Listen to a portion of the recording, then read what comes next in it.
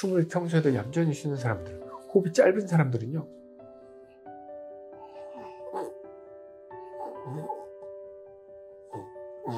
이렇게 숨을 아주 가냘프게 쉬기 때문에 옆 사람은 이 사람이 코를 골고 무호흡이 있다는 것을 전혀 인지하지 못합니다. 본인은 자기 때문에 모릅니다.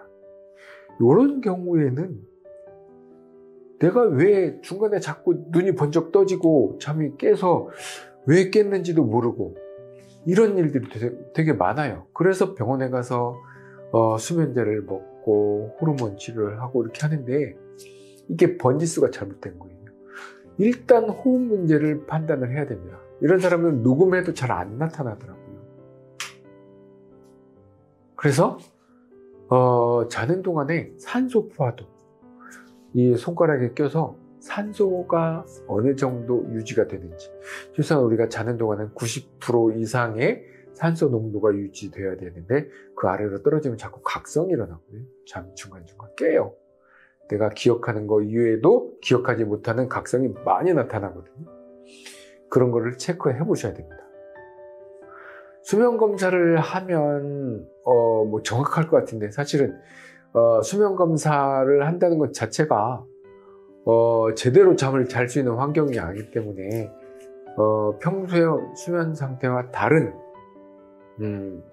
그런 환경에서 자기 때문에 평소에 수면을 제대로 측정이 안 돼서 그것도 좀 문제가 있습니다. 특히 숨이 약하고 그런 사람들은 좀 예민하기도 하기 때문에 쉽지 않을 수 있습니다. 그래서 산소 포화도를 측정할 수 있다면, 아니면 또 다른 사람이 좀 되게 아침에 힘들고 그런 사람들을 좀 봐주든지, 요새는 이 워치가 또 산소 포화도도 측정을 하는 게 있으니까 그런 도움을 받아서라도 좀 자신의 수면 상태를 모니터링을 해보면 좋을 것 같습니다. 그래서 중간에 자다가 숨이 막힌다 그러면 결국은 턱이 떨어지고 혀가 떨어지면서 하게 소리가 안 나고 또 막혀버리는 일들이 의외로 많아요. 그래서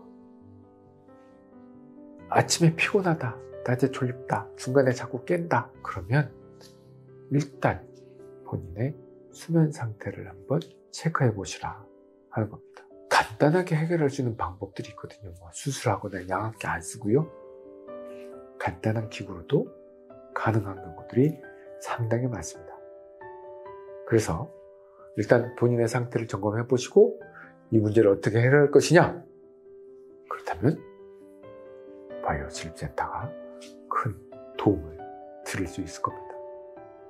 수면의 문제는 어쩌면 평생의 문제를 안고 가는 거기 때문에 진짜 평생의 고민을 해결하는 시작이 될 것입니다.